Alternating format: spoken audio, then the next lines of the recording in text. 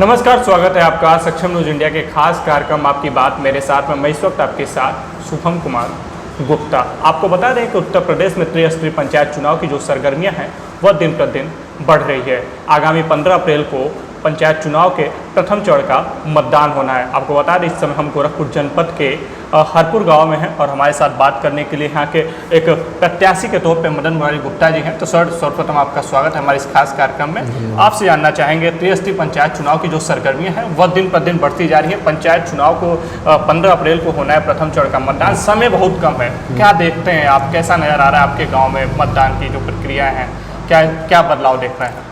इसके पहले मैं इस गांव का ग्राम प्रधान 2005 से 2010 तक रहा है। इसके पहले 2 बार मेरी माताजी 2 पंचवर्षीय योजना मेरी माताजी प्रधान रही हैं, जिनका कार्यकाल भी मैंने ही देखा है। 2005 और 1995 से 2010 तक मैंने जो विकास कार्य कराया है, उसी के आधार पर मैं इस ग्राम पंचायत में फिर से चुनाव लड़ रहा हूँ।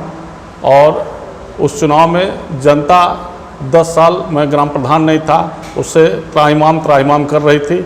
आज जनता जिस तरीके से हमको देख रही है, इससे लग रहा है कि मैं भारी अंतर से चुनाव जीतने जा रहा हूं। आपको बता दें कि जिस वक्त हम आपसे रूबरू हो रहे हैं, जिस गांव में हैं हम, यहाँ की आबादी लगभग 2000 के करीब है और 1500 के करीब मतदाता हैं। आपने कहा कि 10 साल जो गांव है वह विकास नहीं हो पाया, अर्थात हम कहें कि 10 साल में जो विकास होना चाहिए था वह नहीं हो पाया और गांव आपका 10 साल पीछे। क्या कमियां नज़र आती हैं आपके इस गाँव में? इन्हें जैसे काम करने का और पैसा लाने का उन लोगों के पास वो नहीं था।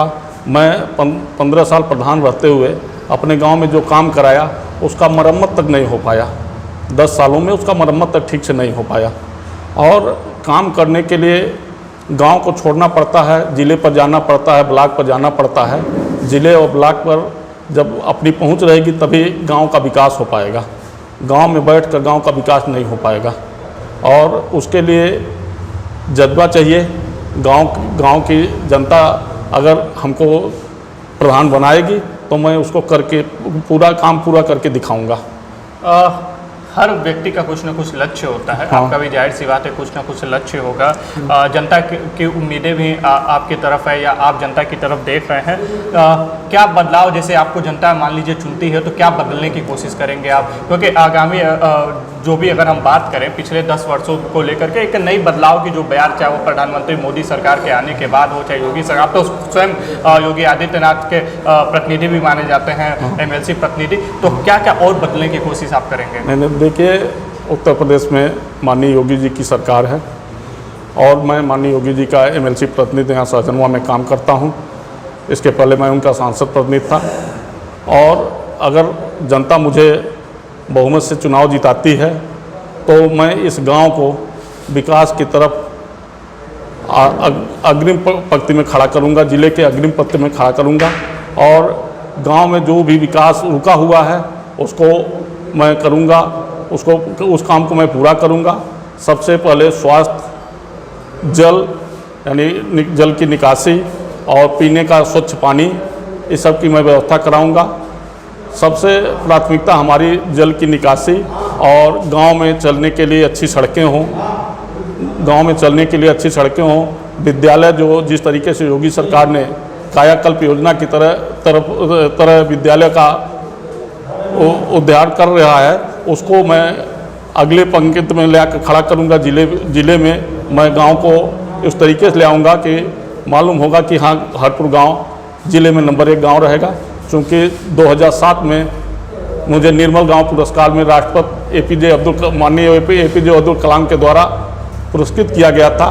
मैं काम करना जानता हूं, मैं काम करके दिखाया हूं। गांव की जनता मुझे चुनेगी तो मैं उसी तरीके से उस काम को आगे बढ़ाऊंगा।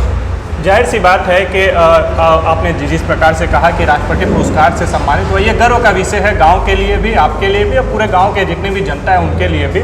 जाहिर सी बात है कि त्रिस्तरीय पंचायत चुनाव की जब भी बात होती है, स्थानीय जो मुद्दे होते हैं वो हावी होते हैं। खास करके अगर हम बात करें, जैसा इन्होंने भी कहा कि सड़कें हो गई, चाहे वो जल निकासी की समस्या हो गई, स्वास्थ्य को लेकर के हो गई, शिक्षा को लेकर के हो गई। अच्छा, आपसे ये जानना चाहेंगे, प्रधानमंत्री जब भी बात करते हैं, जब भी उन्होंने अपना जिस प्रकार से कहें कि 2014 में सरकार जब उनकी बनी थी तो उन्होंने कहा था कि हम सबको घर घर पे शौचालय देंगे। उसके बाद आवास की एक भी बात है, बड़ी संख्या में आवास मिला। आपके गांव में क्या नज़र आता है कि कितने लोगों को अभी दरकार है? अभी गांव में परिवार अलग अलग होते हैं और गांव को आवास की ज़रूरत है। हम प्रधानमंत्री आवास और माननीय मुख्यमंत्री आवास योजना के तहत मैं अधिक से अधिक आवास अपने गांव ग्राम पंचायत को दिलाने का काम करूंगा। और प्रधानमंत्री का जो सपना था स्वच्छता के लेकर हर घर को शौचालय, जो घर उसमें छूटे हुए हैं उनको भी मैं शौचालय दिलाने का काम करूंगा। और पूरे गांव में सीसी रोड इंटरलॉकिंग से आच्छादित करते हुए पूरे गांव का चौमुखी विकास कराऊंगा। मेरा लक्ष्य यही है कि अगर मुझे जनता ने मौका दिया तो उस जनता के मौका देने पर मैं खरा उतरूंगा, 100% खरा उतरूंगा। एक आखिरी सवाल आपसे करना चाहेंगे। स्थानीय लेवल का ये चुनाव माना जाता है, कहा जाता है गांव की सरकार इसको मानी जाती है। जब हम गांव की बात करते हैं, ग्राम पंचायत चुनाव की बात करते हैं, तो जातिगत मुद्दा बहुत बड़ा हावी हो जाता है। जाति के आधार पर लोग लगते हैं, बंटने लगते हैं। आप क्या देखते हैं, आपके गाँव में ये इस परिस्थितियाँ कैसी हैं? यहाँ जात के नाम पर वोट नहीं मिलता, यहाँ विकास के नाम पर वोट मिलता है। विकास करूँगा तभी हमको वोट मिलेगा। मैंने विकास किया है, झूठा वादा कभी नहीं किया है और विकास करके मैं दिखाऊंगा।